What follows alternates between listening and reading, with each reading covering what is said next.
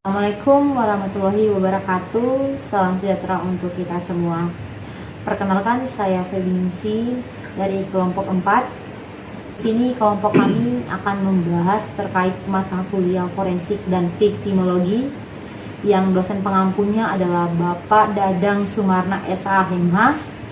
Kami berterima kasih kepada beliau yang dimana beliau telah memberikan kami tugas yang begitu mulia sehingga pada saat ini kami bisa menyelesaikannya dengan baik.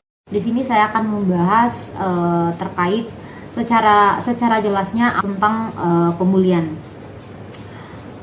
Bully atau perundungan adalah perbuatan menekan dan menakut-nakuti yang biasanya dilakukan lebih dari 2 orang agar korban merasa malu dan takut kepada para pelaku. Dan di sini saya akan menjelaskan lebih jelasnya apa sih faktor penyebab terjadinya pembulian terhadap anak yang ada di Makassar Selatan. Secara viktimologinya ada beberapa. Yang pertama, akibat dari anak korban tidak memiliki kepercayaan diri, mempunyai permasalahan mental dan atau terlihat lemah, maka secara psikologis para pelaku merasa mampu untuk memperolok-olok dirinya. Yang kedua, akibat dari anak, mungkin korban tidak berani menceritakan peristiwa ini yang dialaminya atau a second victimization kepada guru atau orang tua atau hidup dalam rumah tangga yang tidak harmonis, maka peristiwa yang dialaminya tidak terungkap dan seluasa para pelaku dapat menundungnya kembali. Dan yang ketiga, akibat dari tidak tanggapnya guru dan atau orang tua yang menuntut anak korban membuktikan peristiwa bully yang terjadi padanya atau lemahnya penindakan terhadap anak nakal di sekolah menjadikan praktik bulian tidak menjadi perhatian sebagai perbuatan kriminal. Mungkin itu saja yang saya bisa jelaskan terhadap apa sih faktor-faktor yang menjadi bulian terhadap si korban, dan mungkin selanjutnya teman-teman saya akan menjelaskan beberapa. Baik, Assalamualaikum warahmatullahi wabarakatuh.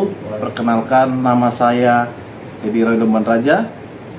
Pada kesempatan ini saya akan menceritakan sedikit kronologi tentang bagaimana tindak pidana bullying yang terjadi di Sulawesi Selatan, yaitu yang dialami oleh seorang anak, seorang penjual pastel yang berinisial R, yang mengalami bullying dari seorang teman yang masih berusia 12 tahun berinisial F. Kronologi yang terjadi di Sulawesi Selatan adalah ketika seorang anak yang berinisial R mempunyai satu slogan dalam kehidupannya, yaitu bahwa dia seorang jagoan di kampung tersebut, atau dalam bahasa daerah disebut iya atau dona marang, yang artinya dia adalah seorang jagoan di tempat tersebut. Inilah yang membuat anak yang berinisial R menjadi sasaran bullying oleh teman-temannya yang kebetulan memiliki ukuran badan yang jauh lebih besar daripada seorang anak yang berinisial R tadi. Kejadian ironis yang terjadi di Sulawesi Selatan, salah satu faktor internal yang mendukung terjadinya bullying terhadap seorang anak yang berinisial R adalah kurang perhatiannya dari orang tua sendiri, di mana orang tua membiarkan seorang anak yang masih berusia 12 tahun melakukan usaha untuk berjualan di pasar yang mana seharusnya bukan tempat untuk anak tersebut. Kejadian yang sangat ironis yang terjadi di daerah Sulawesi Selatan merupakan satu pelajaran yang sangat berharga bagi semua orang yang ada di daerah tersebut. Oleh karena terjadinya bully yang dialami oleh seorang anak yang masih berusia 12 tahun yang berinisial R. Salah satu faktor yang menyebabkan terjadinya bully adalah kurang perhatiannya orang tua terhadap anak yang masih berusia 12 tahun, yang mana seharusnya anak tersebut berada dalam bangku pendidikan dan masih butuh perhatian yang luar biasa dari orang tua. Inilah yang menyebabkan terjadinya bully terhadap seorang anak berinisial R di daerah Sulawesi Selatan, yang mana dilakukan oleh temannya sendiri yang lebih dari satu orang. Faktor eksternalnya adalah bagaimana seorang anak yang memiliki moto yang salah arti, salah dipahami, bahwa ketika dia menyebutkan iya tolong nah, iya tolong nah Arang, itu artinya dia merasa dirinya adalah seorang jagoan. Dan slogan inilah yang membuat sebagian anak-anak yang menjadi temannya menjadi benci terhadap dia, oleh karena merasa temannya dikucilkan dengan satu slogan tadi, yaitu iya nah tolong nah Arang. Slogan yang tertanam di dalam benak seorang anak yang berinisial R, yaitu iya tolong nah Arang, adalah salah satu penyebab terjadinya bully terhadap dirinya sendiri yang dilakukan oleh beberapa temannya.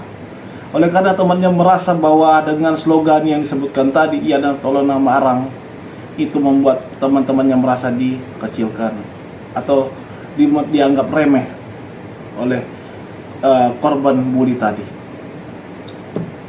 Nah, dari pelajaran ini kita dapat tarik kesimpulan bahwa ketika seorang salah mengartikan satu slogan, maka ini akan sangat berdampak terhadap korban tersebut secara tidak langsung, dan juga terhadap lingkungan yang membuat terjadinya bully terhadap korban tersebut. Bahasan selanjutnya tentang apa sih faktor-faktor yang menyebabkan terjadinya bully terhadap seorang anak di usia dini. Berikut akan dibahas oleh rekan saya yang tentunya ahli di dalam bidang viktimologi. Untuk itu saya persilahkan rekan saya untuk menjelaskan lebih lanjut. Assalamualaikum warahmatullahi wabarakatuh. Perkenalkan, nama saya Dimas Agung Setiawan. Di sini saya akan menjelaskan tentang terjadinya faktor penyebab terjadinya praktik bullying terhadap anak.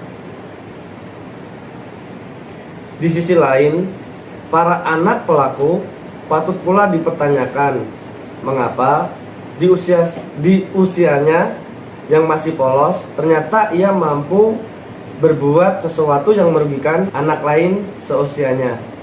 Perbuatan anak pelaku bullying atau perundungan anak memang belum sepenuhnya dapat dipertanggungjawabkan sebagai perbuatan pidana. Sekurang-kurangnya ia akan dianggap belum cakap atau belum dewasa atau adanya alasan pemaaf. Oleh sebab itu, faktor penyebab terjadinya praktik bullying terhadap anak adalah 1.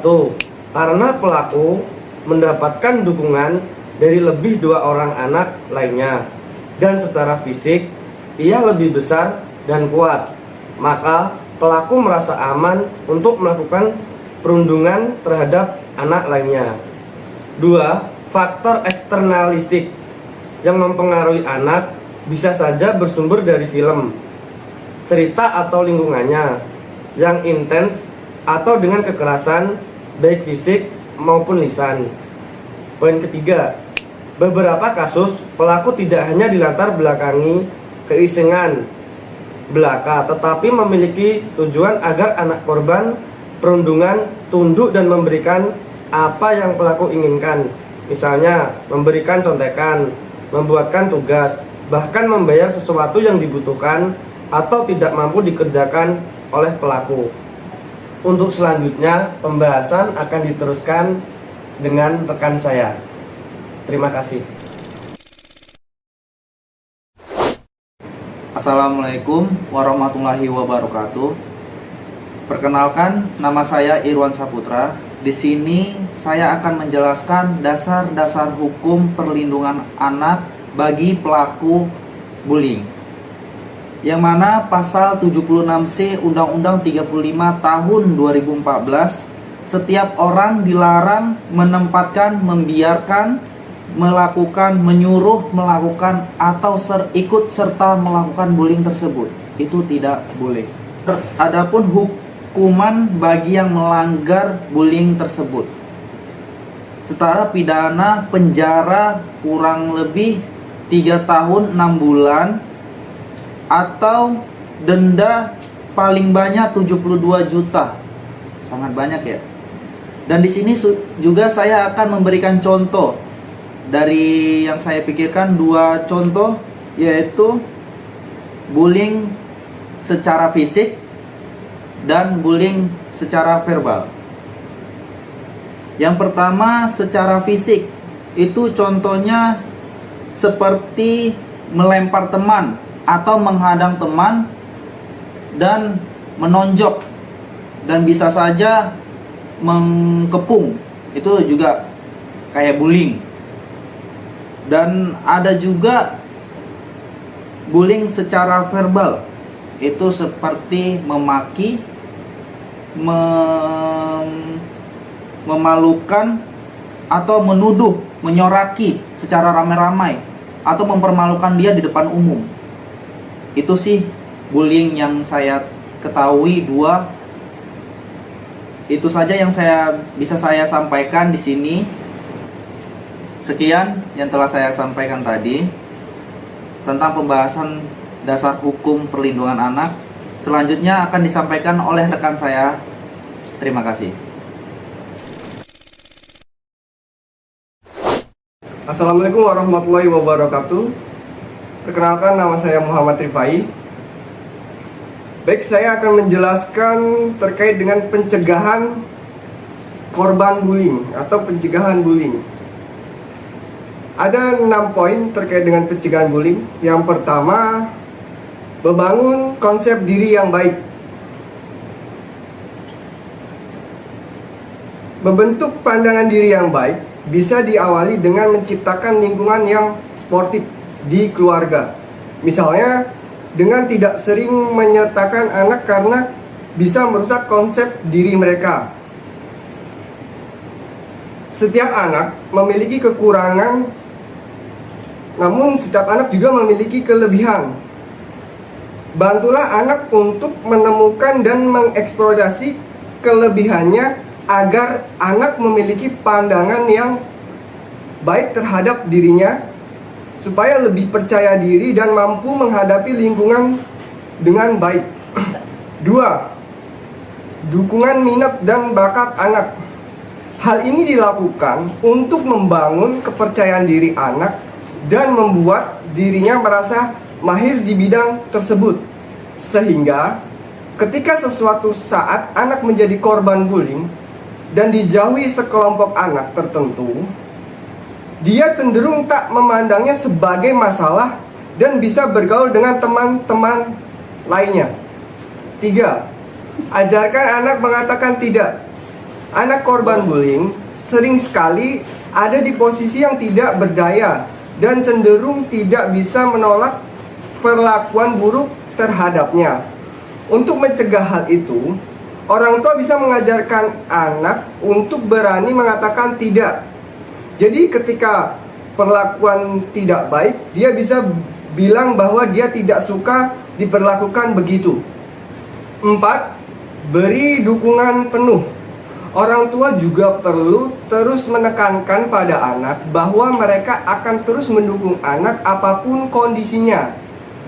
Buat anak merasa nyaman untuk menyampaikan masalah yang dihadapinya di luar, sehingga ketika anak berhadapan dengan seseorang, mereka tahu akan selalu mendapatkan dukungan dan diterima oleh orang tuanya. 5. Mencegah anak menjadi pelaku. Seringkali pelaku bullying merupakan korban bullying, maka hal yang perlu dilakukan adalah mencegah anak menjadi pelaku bullying. Caranya adalah membentuk konsep diri yang bagus pada anak.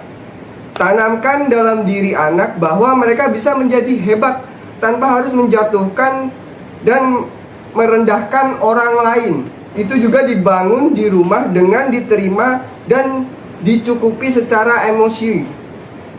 Itu akan membuat anak merasa cukup dan terpenuhi sehingga dia tidak perlu merendahkan orang lain untuk menjadi lebih hebat. 6. Bangun rasa empati. Membangun rasa empati pada diri anak juga bisa mencegah dirinya menjadi pelaku bullying. Salah satu dokter psikolog, yaitu Ayu Sutomo, menyertakan orang tua untuk sering mengajak anak melihat orang-orang dengan kondisi kehidupan yang lebih sulit dan mengajak mereka untuk mau berbagi. Buat anak mau mengungkapkan pendapatnya jika berada pada posisi orang yang mengalami kesulitan. Misalnya, dalam kasus bullying, buat anak berpikir jika mereka ada di posisi korban bullying dan tanyakan apa yang mungkin mereka rasakan jika ada di posisi korban. Hal-hal seperti ini dipancing dari anak sehingga anak punya rasa empati. Sehingga ketika dia mau melakukan sesuatu, dia punya pakem atau batasan. Rasa empati terbangun tidak dalam waktu singkat. Empati perlu ditanamkan secara terus-menerus dan diterapkan dalam kehidupan sehari-hari. Membentuknya tidak sehari, 2 hari, tetapi tidak ada kata terlambat untuk membentuk rasa empati tersebut. Ini menurut salah satu dokter psikolog, yaitu Ayu Sutomo. Demikianlah cara pencegahan anak supaya tidak jadi korban bullying. Sekian pemaparan dan penjelasan dari kelompok kami. Kurang dan lebihnya mohon dimaafkan. Jika video ini bermanfaat bagi saudara-saudara sekalian, jangan lupa di-share, like, dan komen. Wassalamualaikum warahmatullahi wabarakatuh.